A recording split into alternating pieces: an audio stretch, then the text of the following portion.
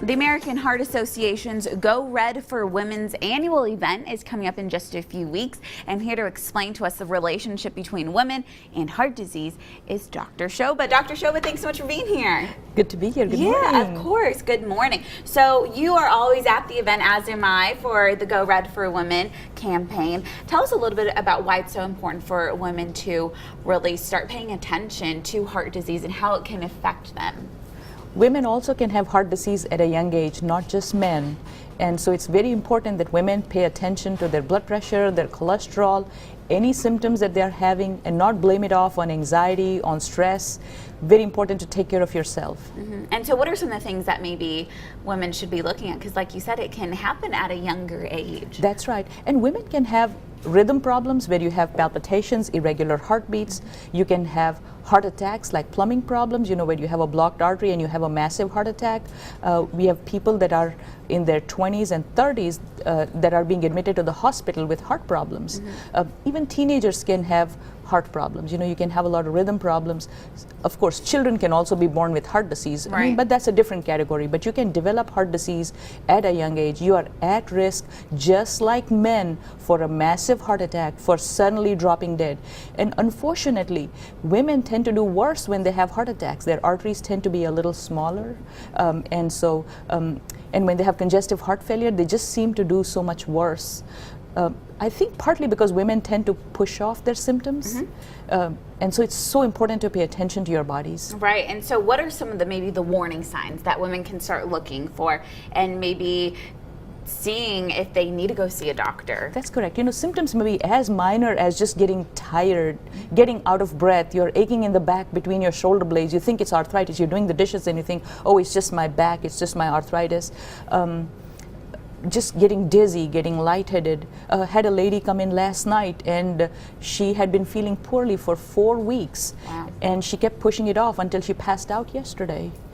And she ended up needing a pacemaker today. So, women are as much at risk for heart disease as men, and I cannot emphasize that enough. Simple things like checking your blood pressure, please do that. Mm-hmm. And so when they, maybe if someone starts to experience those things that you just mentioned and they go to the doctor, what are some of the things that the doctors will explore before, diagnosing them with heart disease? You start with symptoms, but then very important to talk about family history. If you've got ladies in your family with heart trouble or young men at a young age with heart trouble, you are at high risk for having heart disease. Your blood pressure is high, your blood sugars are high, and you smoke tobacco, you're drinking a lot of caffeine, you are going to get into trouble. Women can have sleep apnea just like men. Mm-hmm. And unfortunately, women don't like to be told that they snore, so the men don't complain. So sleep apnea goes hidden in women, and that can cause high blood pressure and heart disease and congestive heart failure. Remember, women tend to have more of those what we call diabetic women can have silent heart attacks just like men. Mm-hmm. Women are more likely to have broken heart syndrome than men.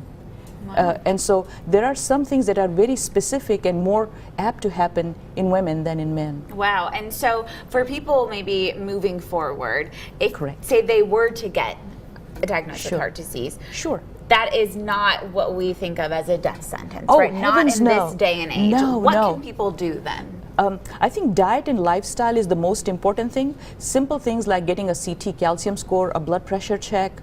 Your doctor may order an EKG, an ultrasound of your heart, or a stress test.